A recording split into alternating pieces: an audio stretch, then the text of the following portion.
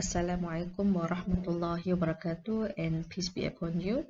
Welcome to the next session of learning outcome statement. Here we are going to look at how your learning outcomes can be mapped into the different learning domains.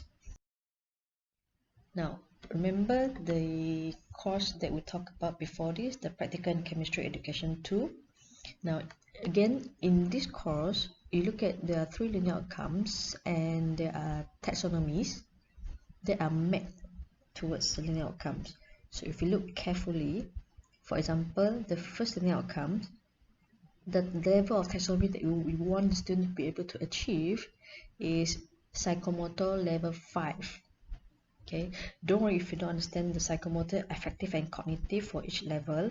I'm just going to show, I'm going to explain in detail later on, but for now you just have a brief idea of how they have taxonomies to be mapped. Okay, so number one, the student can demonstrate accurate scientific skills. So that level 5 is they can be able to demonstrate some complex skills, some complex practical skills, right? That's level number 5. And second learning outcomes is convey ideas.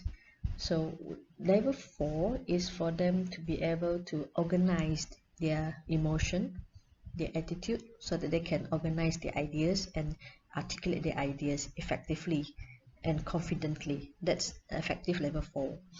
And learning outcomes number 3, develop effective teaching material. So when you develop teaching material, there is the cognitive level number 6. There's the highest level of cognitive, which is to create. Don't worry if you don't understand, but now what we're going to look at in this session is to see how are we going to map our learning outcomes towards the taxonomies.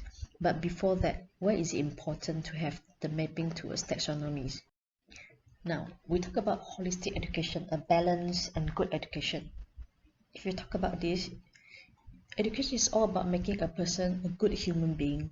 A good human being is a person who do good to him or herself, to his or her organization, family, society, nation, and to other human beings and other creations.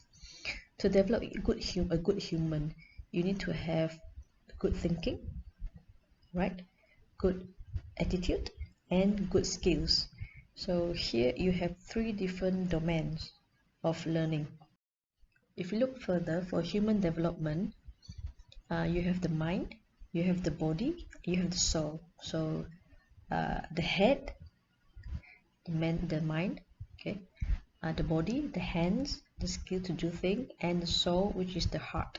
So there are three H here. The mind has to do with cognitive domain, the knowledge, the understanding.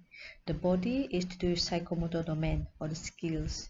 And the soul, the heart, is to do with affective domain or attitude. So here, for a holistic human development, you must have the cognitive domain, doing with the head, the mind, the psychomotor domain, which has to do with the body or the hands, and number 3 is to have the affective domain, which are touching the heart.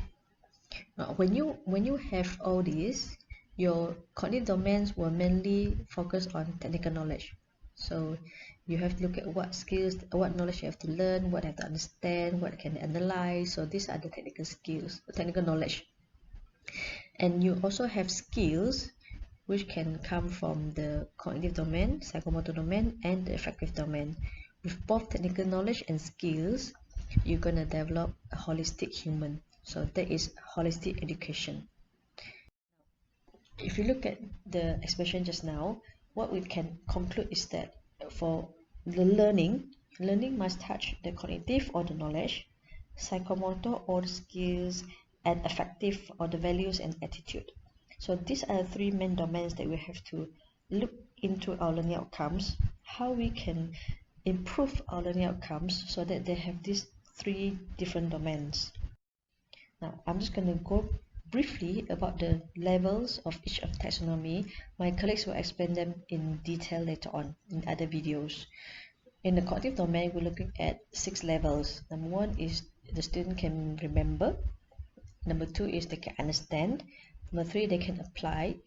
Number 4, they can analyze. Number 5, they can evaluate. And the last one, they can create. So they can create new knowledge, they can create the understanding themselves if they come to the highest level of cognitive domain. Next one is the affective domain. It's doing with the feeling, emotions, attitude, and belief. There are 5 levels in affective domain. The first one is they can receive. Okay, can receive certain emotion, attitude, or beliefs. Number 2, they can respond towards it. Number 3, they value them. Number 4, they can organize themselves, their attitude, their belief, their feeling. And number 5, they can internalize the value, internalize the attitude, internalize the belief.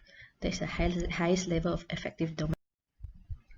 Finally, you have the psychomotor domain by Simpson. There are 7 levels for psychomotor domain. The first one is perception, so they perceive certain skills. Number 2, they can set themselves to try to do it. Number 3, they can respond but with guidance. Okay, they can do it but with guidance. Number 4, mechanism, they can arrange the steps by themselves. Number 5, complex overt response, they can mix a few skills and complete certain assignment. Number 6, adaptation, they can adapt themselves towards the new skills. Number 7, origination, they can come up with new skills, new ideas of how to conduct certain things. So these are the levels of psychomotor domain. Now, let's come back to the course again. This course, there are 3 linear outcomes, and if you look at the first one, the student be able to demonstrate accurate scientific skills. So in these linear outcomes, we are looking at psychomotor domain. We are looking at skills, practical skills. So level 5 is complex overt response. So in these linear outcomes, students to be able to combine certain skills and come up with their own way of, here in this case is scientific skills. They can be able to combine certain scientific skills together to conduct experiments. That's level 5. Second linear outcomes, it has to do with affective domain, because they have to be able to argue, to negotiate, to reach an agreement. So this is level 5 affective. Level 4 affective. This is to organize. They should be able to organize their feeling, their emotion, their belief, and their attitude, so they can convey their ideas. So this is affective level 4.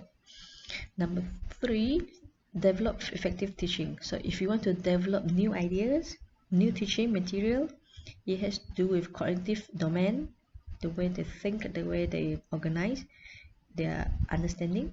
So this is cognitive level 4. Cognitive domain level 6. In level 6 is creating. So the student can create effective teaching materials. Here, develop and create new teaching materials or effective teaching materials. So this is where you can see the linear outcomes is mapped towards the taxonomies. Now you need to practice. So pick up a list of course linear outcomes that you have, and try to find the level of taxonomy for each of the outcomes. So have a look at the linear outcomes that you have in your own course contract or course information, and find or try to identify which level it is. This exercise may need you to have a look at 3 other videos focusing on the cognitive domain, the psychomotor domain, and the affective domain. So have a look at the videos first before you try this exercise. If you think you understand the domain clearly, then you may be able to complete this exercise. So good luck with it, and thank you for your attention.